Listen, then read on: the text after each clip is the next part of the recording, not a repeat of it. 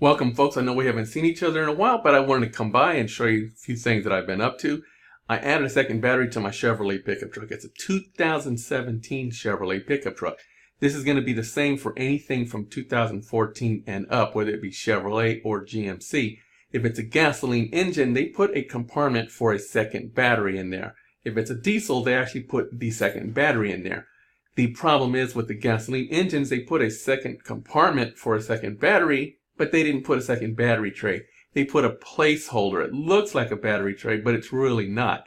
Now, if you want to bolt it down or use a tie strap and hold it down, that'll work. Problem is, if it's an older battery, a NiCad battery, and you use a tie strap to hold it down, unless it holds it down really firm, you're actually going to destroy that battery just by driving down the road. Little by little, it's going to get more and more destroyed. If you want a proper battery tray, let me show you that proper battery tray. Take a look at this. Now, this is going to be the proper battery tray that you need. Take a look at the number here. It's 229-896-33. That's going to be the proper battery tray you're going to need. That's going to be from anywhere from the 4.3 V6 all the way up to the 6.2. If it's a 2004 to current year, this is what you're going to need. So this right here is my old battery tray. This is going to be the one that came in the vehicle. It's just a generic tray. You notice it doesn't have the hold downs or the little flaps that come over that hold down your battery. So you're going to need to either buy a battery tray from them, or if you can go to a junkyard, someone who had a battery tray. But hey, look, it's only $34.50. Might as well buy the correct one from GM. So buy the battery tray, and then you're also going to need to buy the hold down and the bolt if they don't come together. Now, if you go to a place like AutoZone or your local auto parts store, you might be able to actually find the hold down and the bolt that come together, so you can actually just buy it one package. I actually bought it on Amazon and had it delivered. I think it was just a few bucks on Amazon, of like $10 for the bolt and the actual hold down. And that's your total investment in the actual battery tray itself. So now that you purchased that, let me show you what I did for my install and how I ran everything. Okay, so now that I already have the battery tray, you want to buy your battery. Whatever kind of battery you want to buy, go ahead and get it. I like the red top, but you can get the blue top. These are both Optimas. You can get the yellow top. Blue top is probably going to be the best suggestion for you. Or go with any kind of battery you want. You can go with an interstate battery, or you can just take your battery of choice. Make sure it's a good battery. Don't buy the cheapest battery you can possibly buy. Make sure it's a pretty good battery. And then go ahead and install it. It's going to look kind of like this one right here. This is the way I installed my red top. I ran the lines to it. And I've done some other modifications because I actually have some emergency lights on mine. You might want to do yours a little differently, but this is the way to install your battery. I also installed an isolator because when you start up your vehicle, you want the isolator to then merge the two batteries on the same alternator so it can charge both batteries at the same time, as opposed to always having them connected. That way, if one battery drains, which is going to be the second battery that you're putting in right now, then it will actually start to drain your starting battery. If it drains your starting battery, that's what the problem is. That's the whole purpose for me to install a second battery. That way I can have all of my emergency lights hooked up to my second battery, or your winch or your off-road lights or whatever you want to hook up, and not have it drain my starting battery. Or in other words, I want my starting battery to always work no matter what, if the other battery drains or not. So this is the whole reason I did this. So you want to hook up an isolator. That way when the key is off, your other battery does not drain your main battery.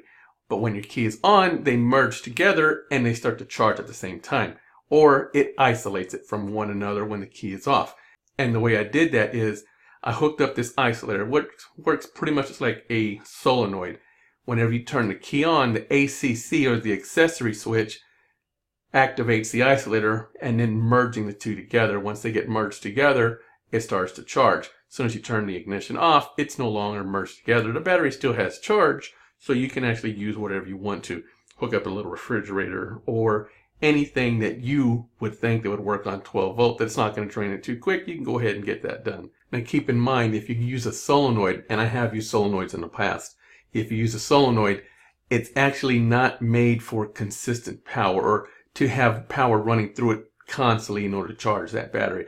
It's just made for a temporary use, like when you turn the key, the starter kicks on, it's done. It's a high amperage draw for a short term, not a long-term use.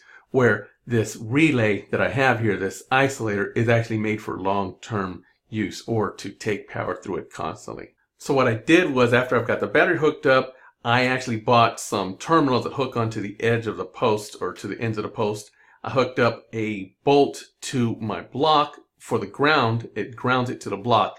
You can either ground to the frame or ground to the block. You ground to the body, you're looking for problems. You're looking for a weak ground. So go ahead and do that. I found a bolt that actually bolted straight up to the threads. Don't try and shove a bolt into your block that doesn't line up with the threads. I use the exact same threads. What threads it was, I don't know. I just happened to find a bolt. I keep tons of bolts laying around that I find.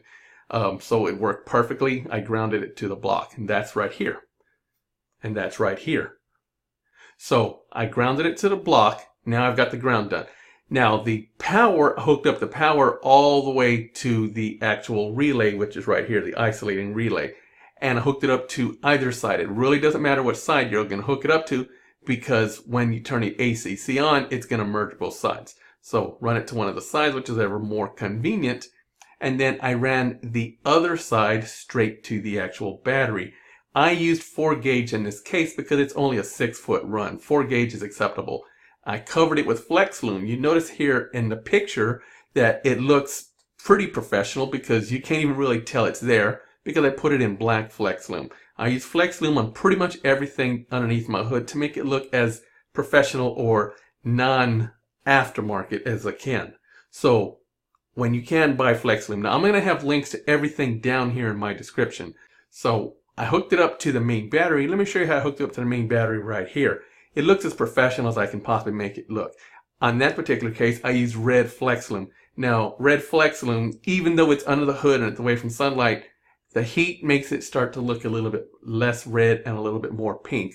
But then again, so are your power cables. Your power cables actually look kind of pink. They don't really look red anymore, do they? It's because of the heat. For some reason, the heat kind of fades it and makes it look a little bit pink.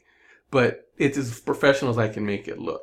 So I did that. Now don't forget, very important, in between the line that goes from the isolator to the actual battery, what I did was I hooked up a 150 amp fuse. That's right over here. That's by Bussmann. I bought a little Bussmann fuse holder and a 150 amp fuse for it and ran it in line.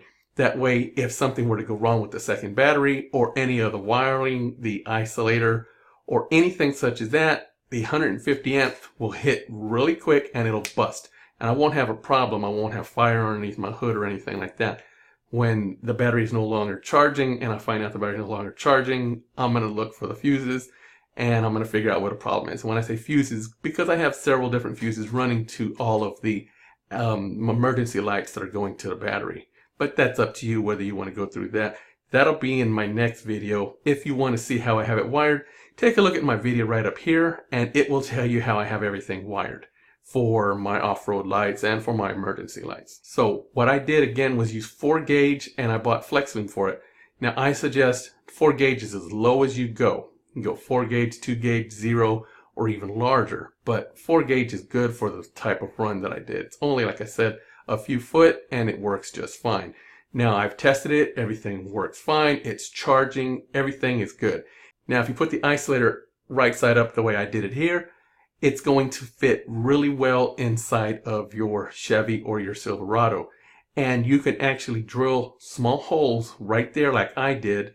And then I drilled a little bit larger drill bit and I put a nut on the actual inside. I had to lift the cowl up a little bit, stick my finger in and run the nuts through there. But everything seems to work great and I have no problems at all. It charges just well. And I have the peace of mind of knowing that all of my accessory lights are hooked up to my second battery, which will never drain my main battery. That's the whole purpose of doing this. It'll never drain my main battery. So once again, if you like my video and you find it informative in any way, please subscribe and give me that thumbs up. It really helps my channel and keeps me able to make new content for you. Once again, until next time, if I can help you save money, I will help you save money.